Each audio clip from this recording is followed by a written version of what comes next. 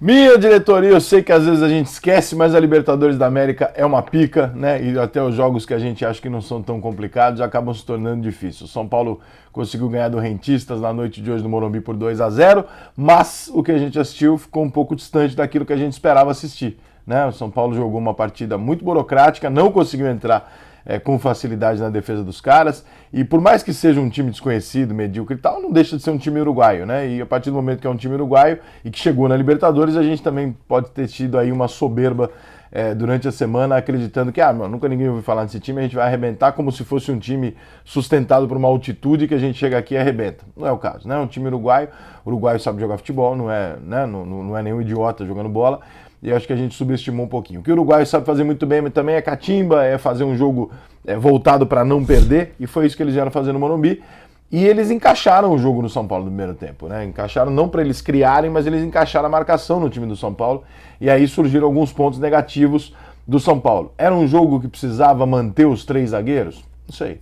Talvez pela questão do Reinaldo e do Daniel serem os jogadores de ponta, para o São Paulo poder jogar com dois atacantes mais enfiados e não necessariamente com aqueles três, que é um padrão mundial, tá? Porque o São Paulo não tem esses jogadores, né, para jogar dessa maneira.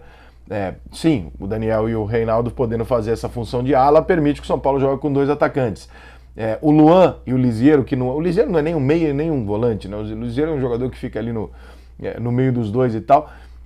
Podia ter talvez tirado o Lisieiro em algum momento e colocado um meia mais um pouco ofensivo, mais um pouco objetivo? Talvez sim, talvez foi um pouco mais cedo. Talvez pudesse ter tirado um zagueiro jogado num 4-4-2, embora eu acho que o Reinaldo e o Daniel num 4-4-2 eles se tornam jogadores muito mais vulneráveis do que úteis lá na frente.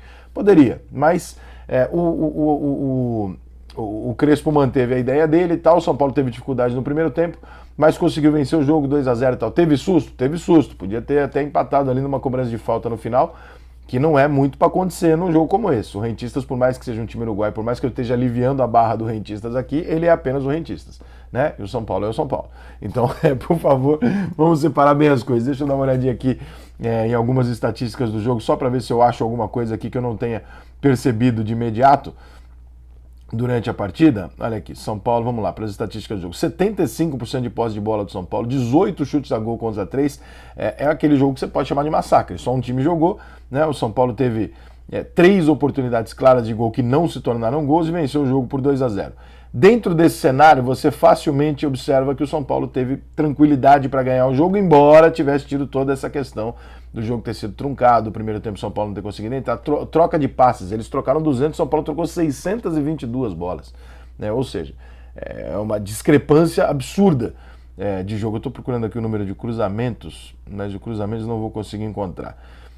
Tem desarmes, enfim, chutes interceptados, lançamentos e tal, tiro de meta, bola recuada. Não tem aqui o número de cruzamentos. Mas enfim, dentro das estatísticas do jogo, tá claro que o São Paulo é muito mais time, que o São Paulo dominou a partida e tal. Algumas considerações que eu tenho a fazer. Eu tenho dúvidas, por mais que o Benítez seja muito bom jogador, eu tenho dúvida da objetividade que o Benítez dá ao jogo em relação ao Igor Gomes. Por que eu tô dizendo isso? Porque o Benítez tinha uma fama aqui no Vasco, eu moro no Rio de Janeiro, né? Ouço muito vascaíno falar, que é o seguinte: o Benítez é muito bom jogador, mas às vezes ele procura o caminho mais difícil. E hoje no Morumbi ficou muito claro isso, né? Quantas vezes o Benítez pega a bola e por mais que ele tenha todo o talento de criar uma boa jogada, muitas vezes ele pega a bola e faz o caminho inverso. Então hoje teve 2 bolas no primeiro tempo, por exemplo, que o Benítez pegou com o lado esquerdo aberto para ele, o Reinaldo passando, ele gira para jogar para a perna direita, atrás o jogo chega aqui, ele não tem com quem jogar porque a marcação já chegou.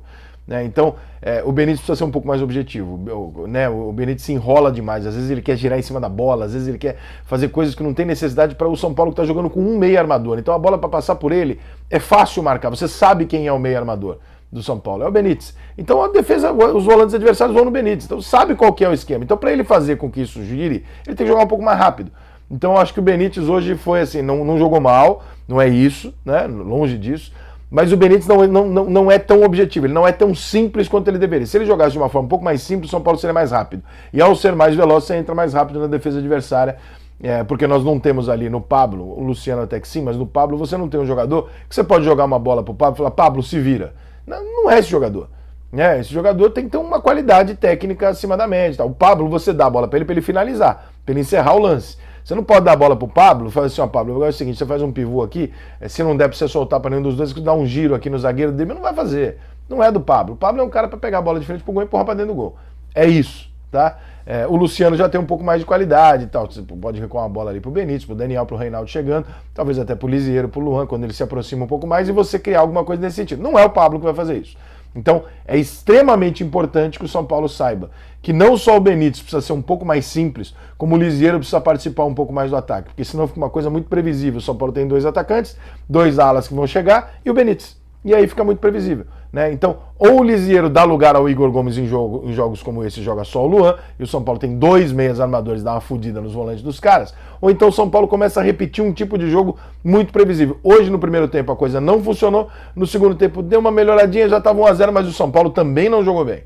Então, nessa vitória do São Paulo específica, ao contrário de várias outras, o São Paulo não conseguiu encaixar o jogo dele. Vamos dar mérito também para o adversário, não vamos ser cuzão aqui de falar, não, porra, o Rentistas não existe. Existe, são 11 caras do outro lado, com objetivo, né, jogando uma Libertadores, né, realizando um sonho, então evidentemente o Rentistas jogou tudo o que ele podia.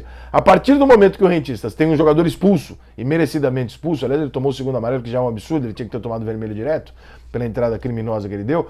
A partir deste momento do jogo, você tem que considerar que o São Paulo tinha que ter mais oportunidades, mais volume do que teve, né? Porque, porra, contra o Rentistas, o Morumbi, ganhando o jogo, em tese tendo um pouquinho mais de espaço, e os caras com uma menos, você tem que criar um pouco mais. E ali eu acho que o São Paulo falhou. Ali eu acho que ficou uma coisa meio, né? Não é ruim, nós ganhamos e tal, mas não era muito isso que o torcedor do São Paulo estava esperando. Era outra parada que o São Paulo não estava esperando, né? Era um outro tipo de jogo, especialmente dali. As substituições do São Paulo, a maior parte delas feitas já com o jogo definido. O Rojas entrando no lugar do Benítez aos 66 minutos. Essa nem tanto. O Vitor Bueno entrando no lugar do Pablo. Eu não acho o Vitor Bueno um grande jogador de área. E o William da Silva entrando no lugar do Lisieiro aos 73 minutos. A do Igor Gomes pelo Luciano já foi aos 80 e pouco, já era muito mais para gastar tempo do que qualquer coisa. Alterações com o intuito do São Paulo criar um pouco mais com posse de bola e tal, não sei o que. Não foi exatamente o que aconteceu, não foi exatamente o resultado que se esperava, mas, repito, tá bom, o resultado é muito bom, o São Paulo consegue mais uma vitória, acho que é a 8ª vitória seguida, não dá para reclamar, mas hoje o São Paulo encontrou dificuldade, é uma coisa que o São Paulo não vinha encontrando no Campeonato Estadual e até no primeiro jogo da Libertadores. Hoje o São Paulo teve dificuldade de espaço porque o adversário não saiu para o jogo. E o São Paulo tem aquele toque de bola, ainda um pouco da era do Diniz, muito mais objetivo com o Crespo, mas ainda tem a coisa do toque de bola e chega muitas vezes lentamente ao ataque e é o mesmo problema de antes. Quando você chega lentamente a um ataque, quando a defesa tem possibilidade de se posicionar inteira, você tem mais dificuldade de fazer o gol. Então o São Paulo talvez precise acelerar um pouquinho mais a jogada e o Benítez não tem ajudado nisso, porque o Benítez é um jogador que prende demais a bola e que às vezes exagera nisso. Tirando esses detalhes todos aí que eu citei negativos, no geral, mais uma vitória, São Paulo líder da Libertadores no seu grupo e segue. Não dá para reclamar um time que só ganha, né? Então é isso.